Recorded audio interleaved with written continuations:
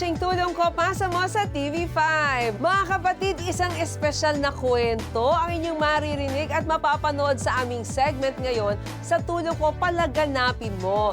This story is very close to our hearts, no other than the story of Tulong Ko Pasa Mo movement. Paano nga ba nagsimula? Panoorin natin ang kwentong ito. Lahat tayo ay may kwento ng pagtulong. Gaya na lang ni Tita Cora de Jesus.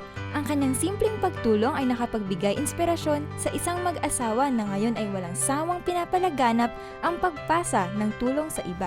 So, meron kami kasing space dyan sa mga buildings na matataas sa Shaw Boulevard, and they happen to open their own business, which is training.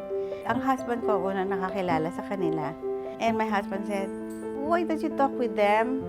So I did, and I saw here comes the lady, big.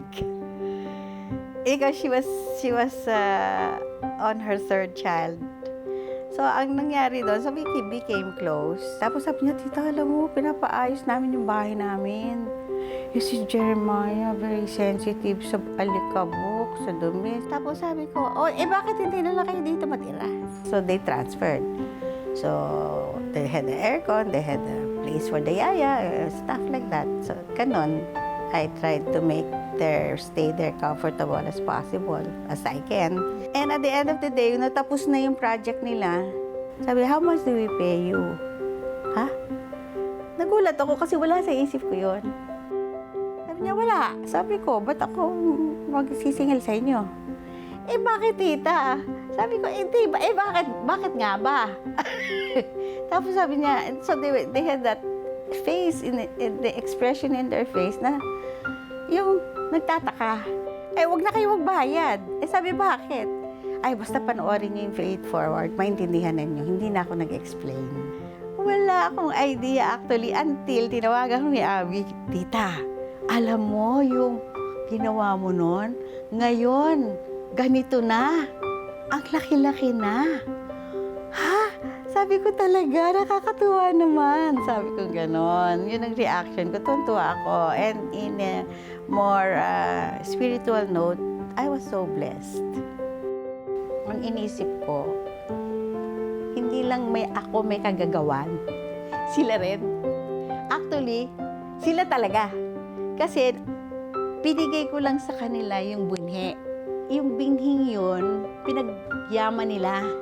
At itinanim nila, diniligan nila, inalagaan nila, nilagyan nila ng pampataba. Kaya ngayon, parang halaman, lumago ng lumago. Yung paglago niyan, hindi ko na yan kagagawan. Kagagawan nila yan. Not only in giving, not only how much money you can give, not only how much help you can extend, not only how much strength you have, but little things like that will go a long, long way.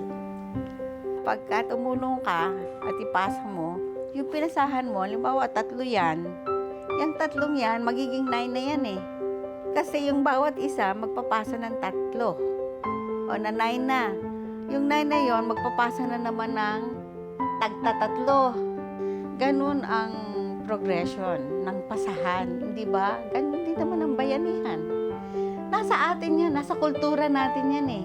Bakit katakata ka ba? Hindi. Kaya lang, mayroong kailangan mag-upsa. Ayun ang Abby at Vic. I look at them as my own children. And ngayon, gusto ko they'll be more passionate in what they're doing.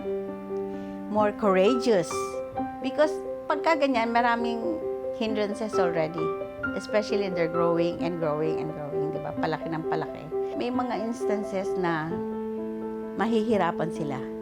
But be courageous and have faith.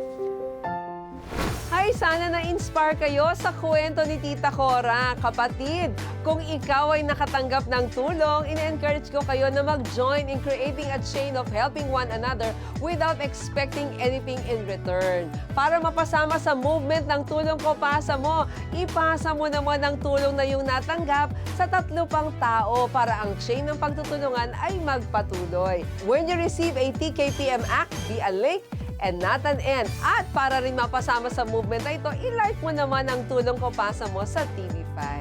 Okay, tulong ko pa sa mga. We'll be right back. Pero panoorin muna natin ito. Tulong